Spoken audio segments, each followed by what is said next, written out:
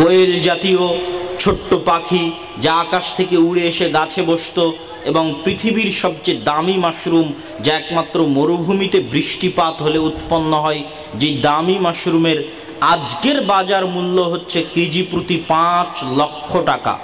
ওই দামি মাশরুম আর এই কোয়েল পাখির জাতীয় পাখি, এই পাখির গোস্ত, এটা মিলে তাদের এই দুই খাবারই জান্নাত থেকে আসতো। এই খাবারের নাম মান্না এবং সালোয়া। তাহলে পরপর 3টে বড় নেয়ামত বানু ইসরাইলের জন্য। এক, সমুদ্রের মধ্যে 12টা রাস্তা তৈরি করে ফেরাউনকে ডুবিয়ে দেওয়া হলো। 2, মরুভূমিতে আশ্রয় দিয়ে পাথর থেকে পানি বের করে দেওয়া হলো। 3, মরুভূমিতে যেহেতু খাবারের ব্যবস্থা নাই, আসমান থেকে খাবার পাঠানো হলো, তার নাম মান্না এবং সালোয়া। এই তিনটে বড় দয়া করার পর বানু ইসরাইলের ব্যবহার আল্লাহ কোরআনে বর্ণনা করছেন, আমি না, আল্লাহ বলছেন ওয়াইদ ওয়া'আদনা মূসা 40 লাইলা, আর যখন মূসাকে আমরা ডেকে নিলাম 40 রাতের ইবাদতের জন্য তুর পাহাড়ে। এই 40 দিন 40 রাতের ইবাদতের শেষ 10 দিন, শেষ 10 রাত যুলহিজ্জা মাসের প্রথম 10 দিন। মূসা আলাইহিস সালাতু ওয়াস সালামের তুর পাহাড়ে ইবাদতের 40 দিন, 40 দিনের শেষ 10 দিন, যেই যুলহজ মাসের 10 দিনে আমরা কুরবানি করি, হজ করি, ওই যুলহজ মাসের প্রথম 10 দিন মূসা আলাইহিস সালাতু ওয়াস সালামের 40 দিনের শেষ 10 দিন। মূসা আলাইহিস সালাতু ওয়াস সালাম ইবাদতে গেলেন 40 দিনের জন্য। ফাত্তাখাযতুমুল ইজল, আর এই 40 দিনে বানু ইসরাইল বাছুরের পূজা করা শুরু করলো। বলেন নাউজুবিল্লাহ। বাছুরের পূজার শাস্তি হিসেবে আল্লাহ বললেন, তোমরা পরস্পরকে হত্যা করো। মুফাসসিরিনে কেরাম লিখেছেন যে এত বেশি পরিমাণে বানু ইসরাইল পরস্পরকে হত্যা করলো যে মূসা আলাইহিস সালাম আল্লাহর কাছে দোয়া করতে বাধ্য হলেন, আল্লাহ এইভাবে যদি এরা পরস্পরকে হত্যা করে বানু ইসরাইলই শেষ হয়ে যাবে, আমি আর কাদের নবী থাকবো, এদেরকে ক্ষমা করে দেন। তারপরে কি দেখা গেল? মূসা আলাইহিস সালাম তাওরাত নিয়ে আসলেন। বানু ইসরাইল কি বলল? লান নুমিনা হাত্তা নারাল্লাহ জাহরাতান, মূসা তোমার এই তাওরাত আমরা বিশ্বাস করব না যতক্ষণ না তোমার আল্লাহকে স্বচক্ষে না দেখব। বলেন নাউজুবিল্লাহ।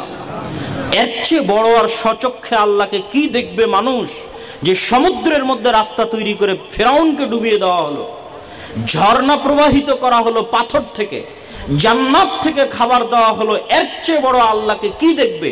কত বড় নিমক হারাম কওম হলে, ধোকাবাজ মিথ্যুক কওম হলে সরাসরি নবীর মুখের উপর বলতে পারে তোমার এই তাওরাত মানি না যদি আল্লাহকে স্বচক্ষে না দেখি। শুধু তাই নয়, তারপরে কি বলল আল্লাহ নিজে কোরআনে, এগুলো একটার পর একটা আমি যা বলছি সব সূরা বাকারায় আছে। লান নাসবিরা আলা তুআমিন ওয়াহিদ ফাদউ লানা রাব্বাক, মূসা এই এক খাবার প্রত্যেক দিন মান্না সালোয়া আসমান থেকে আসে, এই প্রতিদিনের এক খাবার ভালো লাগে না। বলেন নাউজুবিল্লাহ। মূসা তোমার আল্লাহকে বলো এই জমিন থেকে, এই মরুভূমি থেকে খাদ্য উৎপাদন করে দিতে, শসা, চাল, ডাল, পেঁয়াজ, রসুন, তোমার আল্লাহকে বলো এই মরুভূমি থেকে উৎপন্ন করে দিতে। আল্লাহ বললেন এতই যখন তোমাদের খাদ্যের প্রয়োজন, শাকসবজির প্রয়োজন, তো এই সিনাই মরুভূমি পার হয়ে গেলে ফিলিস্তিন অনেক উর্বর ভূমি, প্রচুর জাইতুন আবাদ হয়, আরো অনেক ফলমূল আবাদ হয়, উর্বর ভূমি। তাহলে তোমরা ওই জেরুজালেম বিজয় করো, আল্লাতি আল আরদুল মুকাদ্দাসা আল্লাতি কাতাবাল্লাহু লাকুম।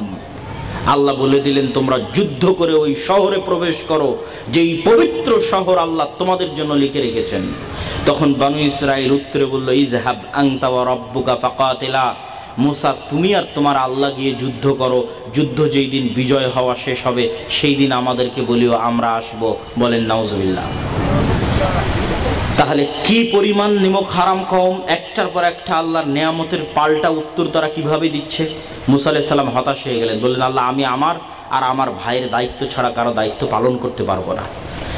আল্লাহ 40 বছরের আযাব নাজিল করলেন। ইয়াতিহুনা ফিল আরদি 40 সানা, 40 বছর মাটিতে, জমিনে, সিনাই মরুভূমিতে পাগলের মতো ঘুরপাক খাবে। এই 40 বছরের মধ্যে মূসা আলাইহিস সালাম মারা গেলেন। নতুন নবী হলেন ইউশা বিন নুন। ইউশা বিন নুন 40 বছরের আযাব শেষ হলে বানু ইসরাইলকে বললেন অনেক ভুল হয়েছে, চলো আল্লাহর কাছে তওবা করি আর যুদ্ধ করে জেরুজালেম বিজয় করি। সবাই বলল অনেক ভুল করেছি, যুদ্ধ করে জেরুজালেম বিজয় করি। যুদ্ধ করে জেরুজালেম বিজয় করতে গেল শুক্রবারের দিন বিকেলবেলা। বহু মুহাদ্দিস বলেছে যে সময়ে দোয়া কবুল হয় শুক্রবার, সেটা হচ্ছে বিকেলবেলা। কেন? এই সময়ে ইউশা বিন নুনের দোয়া কবুল হবে।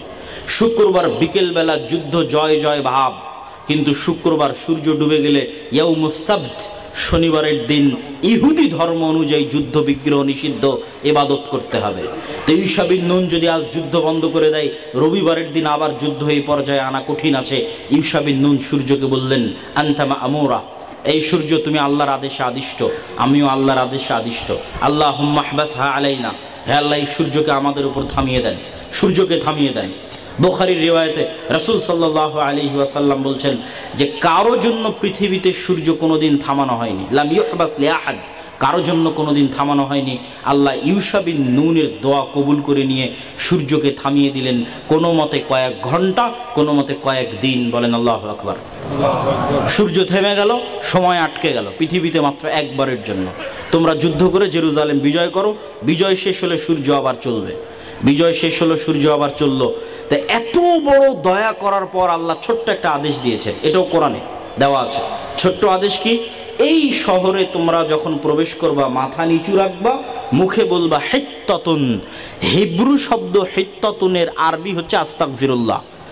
মাথা নিচু করে শহরে প্রবেশ করবা আর মুখে জিকির থাকবে আস্তাগফিরুল্লাহ। এবার বানু ইসরাইল কি করলো? আল্লাহ কোরআনে বলছেন যে বানু ইসরাইল পিছন আগে দিল আর মাথা উঁচু করে শহরে প্রবেশ করলো আর মুখে বলতে লাগলো হেন ততন হেন ততন হেন ততন, মানে গমের দানা গমের দানা গমের দানা। বলেন নাউজুবিল্লাহ। এত বড় নিয়ামতের পর সূর্যকে থামিয়ে দিয়ে জেরুজালেম বিজয় করতে দেওয়া হলো। তারপরে বলা হলো যে মাথা নিচু করে শহরে প্রবেশ করো আর মুখে বলো আস্তাগফিরুল্লাহ। তারা বিকৃত করে দিল, আল্লাহর আদেশ অমান্য করে দিল। জেরুজালেমের আরেকটা, এই বানু ইসরাইলের আরেকটা ঘটনা বলে এই পর্বের আলোচনা শেষ করে এবার দেখবেন মুসলমানদের অবস্থা, যে এইগুলোর সাথে মুসলমানেরা মিলে কোথায়। দাউদ আলাইহিস সালাতু ওয়াস সালাম, এটাও আল্লাহ কোরআনে বর্ণনা করেছে। দাউদ আলাইহিস সালাতু ওয়াস সালামের কণ্ঠস্বরের কারণে মাছেরা কোরআন তেলাওয়াত, জাবুরের তেলাওয়াত শুনতে আসতো। আল্লাহ বললেন শনিবারের দিন তোমরা মাছ ধরিও না, মাছগুলো কোরআন তেলাওয়াত শুনে চলে যাবে, তারপরে তোমরা শিকার করিও। তারা কি করলো? তারা শনিবারের দিন মাছগুলোকে বেড়া বানা দিয়ে ঘিরে রেখে দিল, দিয়ে ওই মাছগুলোকে যেগুলো শনিবার তেলাওয়াত শুনতে এসেছিল ওগুলোকে আটকে রেখে দিয়ে রবিবারের দিন শিকার করলো। আল্লাহ তাদেরকে বানর বানিয়ে দিলেন। বলেন নাউজুবিল্লাহ। তো এই উম্মত যে বানু ইসরাইল হবে, আল্লাহর নবী বলে গেছে আমার উম্মতের একদল মানুষকে আল্লাহ বানর শুকুর বানিয়ে দিবে। বলেন আল্লাহ আমাদের হেফাজত করুক, আল্লাহুম্মা আমিন।